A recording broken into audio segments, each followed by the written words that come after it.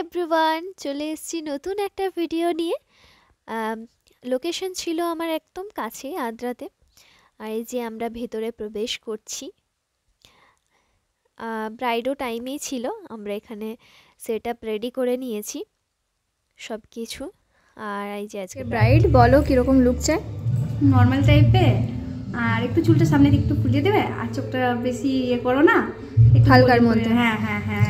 আর লিপস্টিকটা একটু হবে, আর লিপসটা ডার্ক হবে। আচ্ছা, দেখা যাক ফাইনাল লুকটা কীরকম আসে।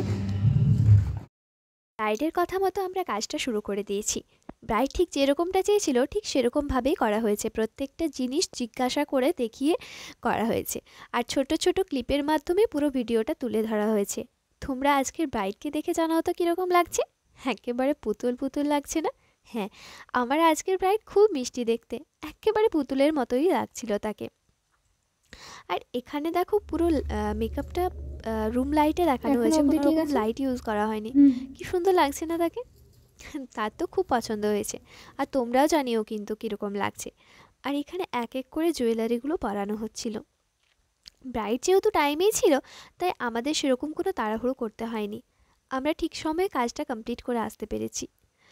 আর আমার যারা আপকামিং ব্রাইড রয়েছে তাদের উদ্দেশ্যে বলি, তোমরাও একটু টাইম মেনটেন করবে, একটু টাইমে বসার চেষ্টা করবে, যাতে আমরাও কাজটা ভালোভাবে করে আসতে পারি, 100% দিয়ে আসতে পারি।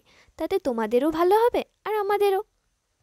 দেখো, কথা বলতে বলতে আমার ফুল লুকটা কমপ্লিট হয়ে গেল। আর এই হলো আমার ফুল লুক। তোমরা দেখে জানিও তো কীরকম লাগলো। আর একটু ভালো লাগলে লাইক কমেন্ট শেয়ার করে দিও, তাতে আমারও ভালো লাগবে। রুম থেকে আমরা বেরিয়ে দেখতে পাই ইনি হচ্ছেন দিদির বাবা, যিনি এখান থেকে বসেই পুরোটা দেখছেন আর মেয়েকে প্রাণ ভরে আশীর্বাদ করছেন। আমরাও এখানে খাওয়া দাওয়া শুরু করে দিয়েছি। এখানে খেয়ে দিয়ে পোজ মেরে আমরা চলে গেছি। আর শেষে রইল ব্রাইডের রিভিউ।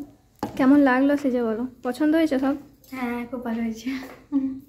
যেমনটা চেয়েছিলে সেরকমটা হয়েছে? হ্যাঁ, খুব মিষ্টি লাগছে।